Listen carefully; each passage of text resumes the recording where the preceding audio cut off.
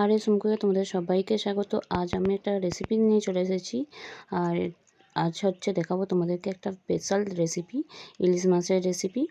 আর প্রথমে যেটা করবে আমার মা, আগে এর যে কানকো আর লেজটাকে কেটে নিয়ে ধুয়ে নিবে, তারপর মাছটাকে কাটবে। আর কেটে নেওয়ার পর যে রেসিপিটা আজ বানাবো সেটা চলো চটজলদি বানিয়ে ফেলি। নিয়েছি একটা এরকম বাটি, তোমরা চাইলে টিফিন বক্স নিতে পারো। ইলিশ মাছগুলোকে নিয়ে নিলাম, তারপর দিয়ে দিলাম হলুদ গুঁড়ো, এরপর দিয়ে দেবো নুন, আর তারপর আবারও যেটা দিয়ে দেবো একটু সামান্য পরিমাণে লঙ্কার গুঁড়ো। তোমরা এটা লঙ্কার গুঁড়োটা না চাইলেও দিতে পারো। আর দিয়ে দিলাম আদা বাটা, আর দিয়ে দিলাম সরিষা বাটা, যেটা না দিলেই নয়।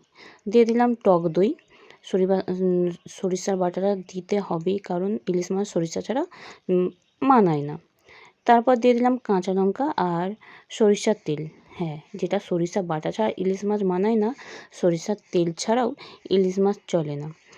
আর সমস্ত সব উপকরণগুলো দিয়ে ভালো করে মিক্স করে নিলাম, আর উপর থেকে সরিষার তেল একটু ছড়িয়ে দিলাম।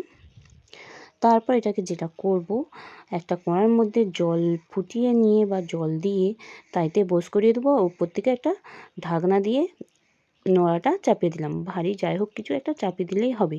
দেওয়ার পর এটাকে আমি 20 মিনিট স্টিম দিয়ে নিলাম, ভাপিয়ে নিলাম। আর আমাদের রেডি হয়ে গেল দই ইলিশ, ভাপা দই ইলিশ। আর তোমাদের কীরকম লেগেছে রেসিপিটা অবশ্যই জানিয়ে দিও। আর আগেকার দিনে তো ইলিশ মাছের তেল ছাড়া ভাত চলতোই না। তো আমার এখনও পছন্দ যে ইলিশ মাছের তেল, আমাদের তো ইলিশ মাছ হলে তেল তো মানে চলে। আর নিয়ে নিয়েছি ভাপা ইলিশ। আর রেসিপিটা কীরকম লেগেছে অবশ্যই কমেন্ট করে জানিয়ে দিও। যারা যারা সাবস্ক্রাইব করোনি তারা অবশ্যই সাবস্ক্রাইব করে দিও।